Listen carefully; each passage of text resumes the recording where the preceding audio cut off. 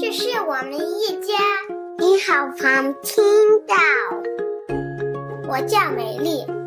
我叫茉莉。This is my family, and we are living Asian. You're not a bus on me.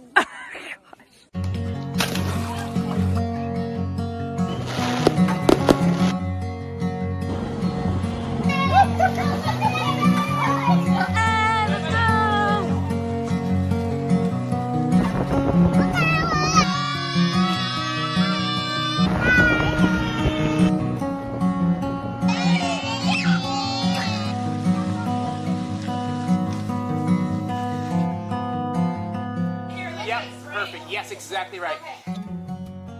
Our lifestyle choice gets questioned a lot. People often wonder if we hate the US or if we hated our childhood and that's why we have decided to do things differently. But that honestly couldn't be further from the truth. We love where we come from and we loved the way we were raised. We just felt called to do something different.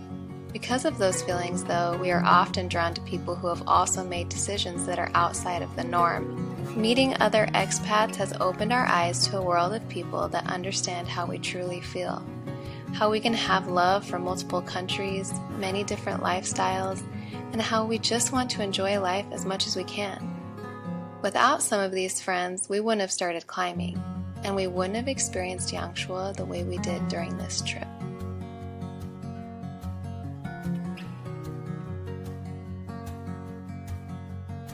So, let me introduce you to those friends and tell you a little bit about their climbing stories. From an American family who wouldn't have met without climbing and have been living abroad for 14 years, to an interracial couple with 3 kids that found themselves climbing even with some intense fear of heights.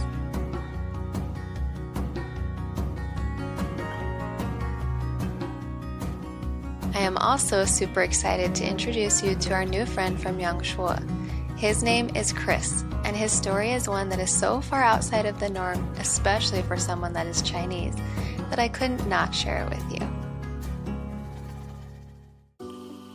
First up is Chris and Lauren, Americans that haven't lived in the US for the last 14 years.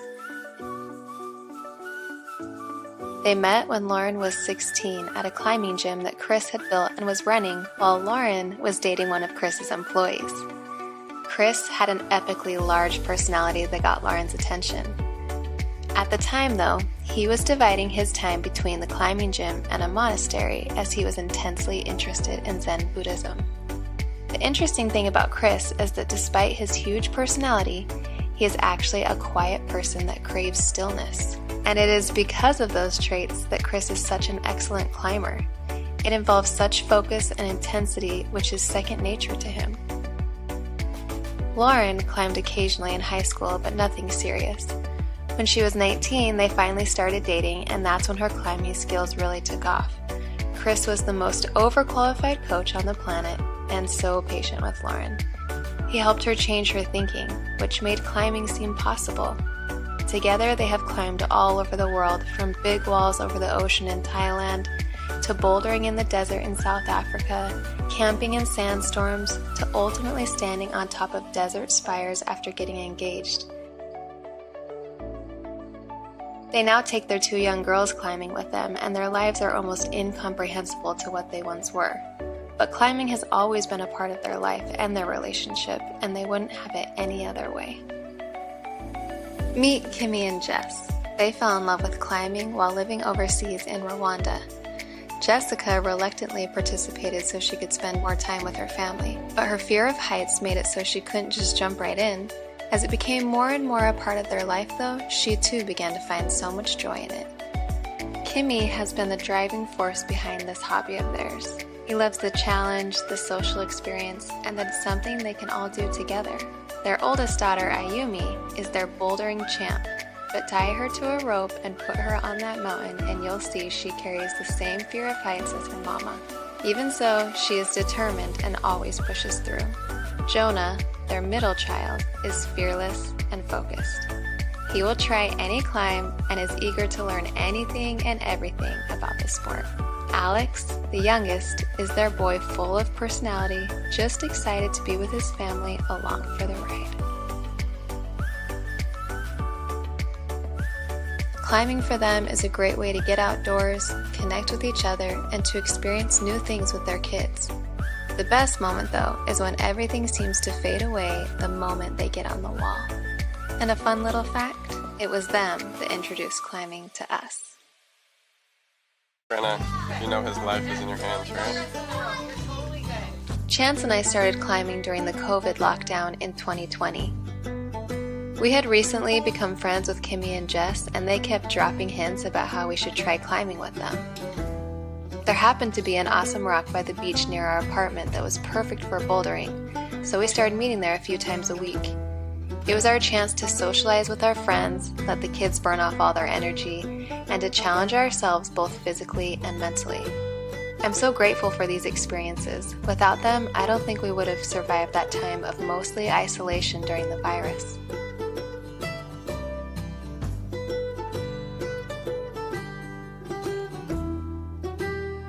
As much as we love bouldering, I think the real love affair began when we climbed top rope for the first time on Fushan.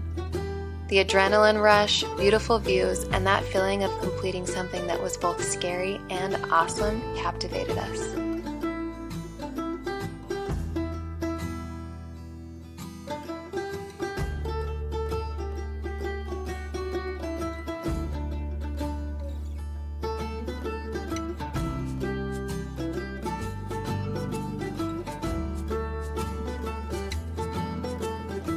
The most amazing thing climbing did for me, though, was show me that you are never too old to learn something new, even if that thing is incredibly scary and insanely challenging.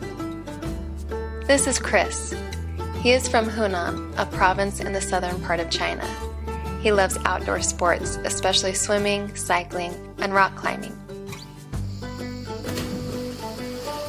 He fell in love with Yangshuo and decided to open a business that would allow him to share that love of the area with the world.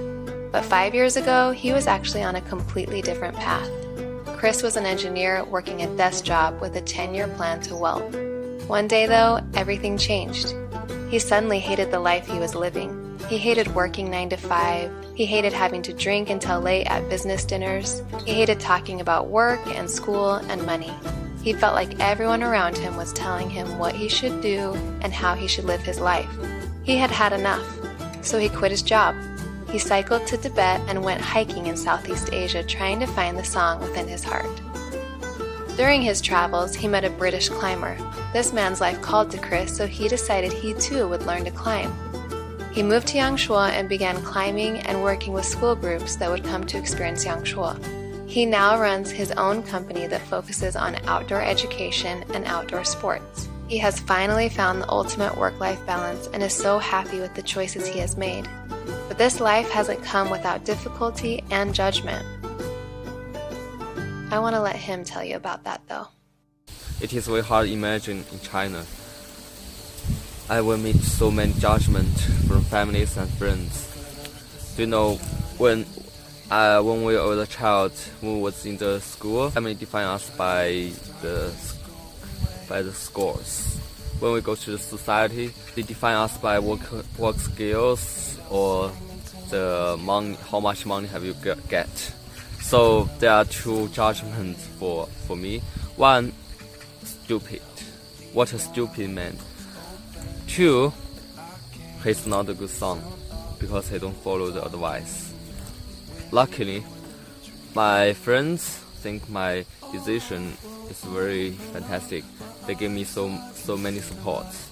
I'm so happy to meet them, and because of them, I have more power to meet the judgment, so I can choose what I like. We hope this video has inspired something within you. Maybe it's to find the love of your life, or to challenge your kids. Maybe it's to try something new, or it might just be to quit everything for the life you truly want.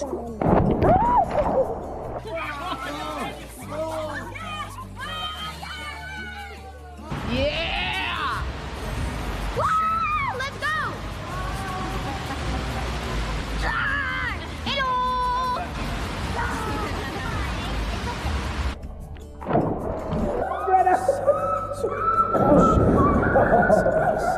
You got this. Yep.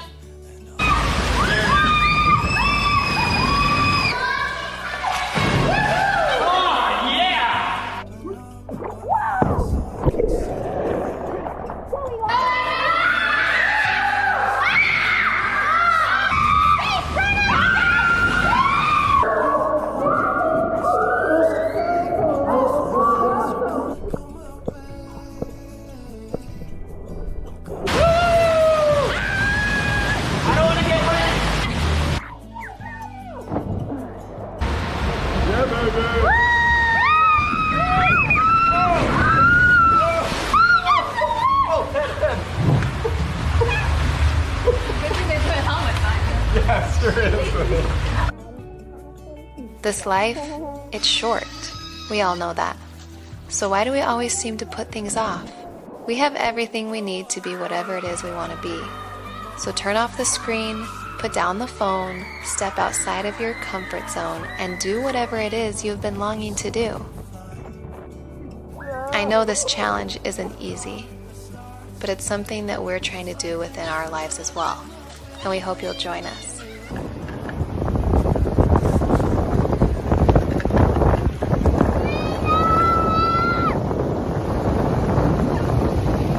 Okay, so Guilin, Yangshuo is a beautiful place, but traveling with kids is like, that only gets you so far. So actually a big part of traveling with our kids is the hotel that we stay in, because they need downtime, they need rest time, and this time I feel like we found this like an awesome spot. The pool, the gardens, play areas for the kids. We stayed at the Giggling Tree, or Gagoshu, this week, and it's just been a blast. It's right in between, I mean everywhere in Guilin is amidst these crazy mountains, but this is just a beautiful spot, and we've had a blast here.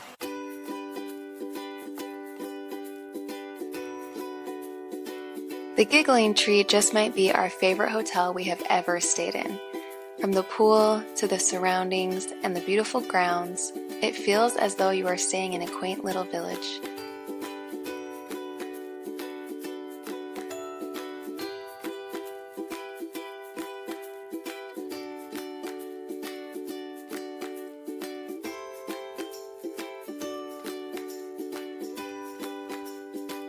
The Giggling Tree has Tai Chi classes for the kids and a variety of different rooms to choose from.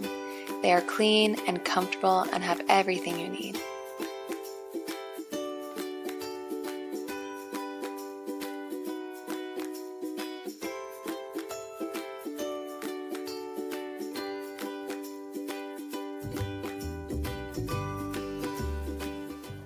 So this is like a serious tip.